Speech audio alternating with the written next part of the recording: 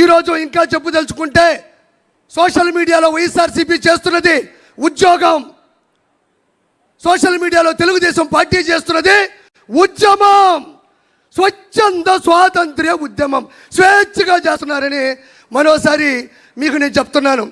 వాళ్ళు విచ్చలవిడిగా ప్రసంగాలు చేసినా, అతను ప్రసంగా మాట్లాడినా, సోషల్ మీడియాలో దారుణాతి దారుణమైన పోస్టులు పెట్టినా, ప్రెస్ మీట్లు పెట్టినా, బూతులు మాట్లాడినా, అవమానించినా ఏ ఒక్కరూ మన వాళ్ళు సంయమనం పాటిస్తున్నారు తప్ప తిరిగి ఆ విధంగా ప్రవర్తించట్లేదు. దానికి ఉదాహరణ నేనే. నా భార్య ఓయోలో దొరికింది, ఏరే వాళ్ళతో ఉంది అని దుష్ప్రచారం చేసి ఆర్టికల్ను చిత్రీకరించి పెడితే నాకు కోపం వచ్చి మాట్లాడదాం అనుకున్నా. కానీ మా నాయకుడు వెనక నుంచి అటు కొట్టాడు. అది మనం చేయకూడదు, అది మన విషయం కాదు, మన పసుపు సైన్యంలో అది లేదు అంటే వెనక్కి తగ్గినటువంటి ఆలోచన నాది. ఇది ప్రత్యక్ష ఉదాహరణ.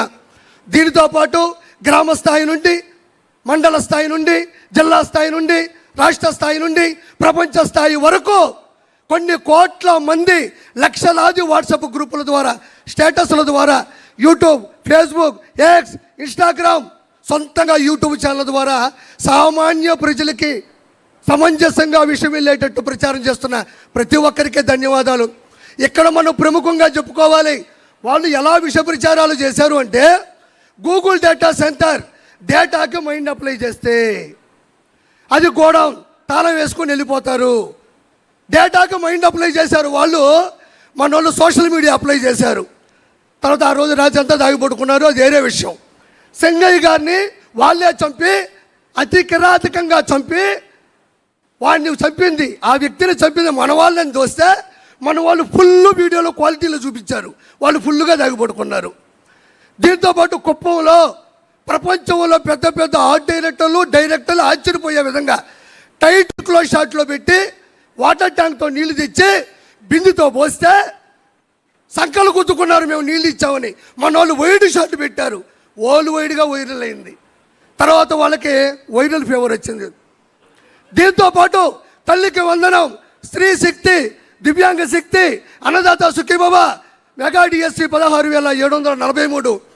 దీంతోపాటు విజయవాడ వరదలు, మంతా తుఫాను, ఒకటి కాదు నాయన, బాబు గారు అక్కడ ఇచ్చారు అంటే రెడీగా ఉంటారు. జులాయి సినిమాలో బ్రహ్మానందంగా దొరికిపోతూ ఉంటారు. అది వాళ్ళ ప్రత్యేకత. నేను ఇక్కడ ఇంకో గొప్ప విషయం చెప్పాలి. అన్న లోకేష్ అన్న కూడా వచ్చాడు.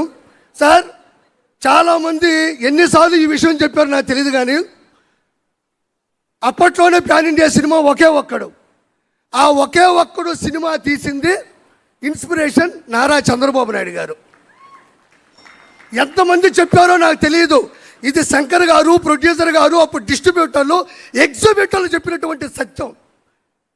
ఆ సినిమా ఒకే ఒక్కడు. ఒక్కరోజు సీఎం అయితే ఆ సీఎం ఏం చేస్తాడు?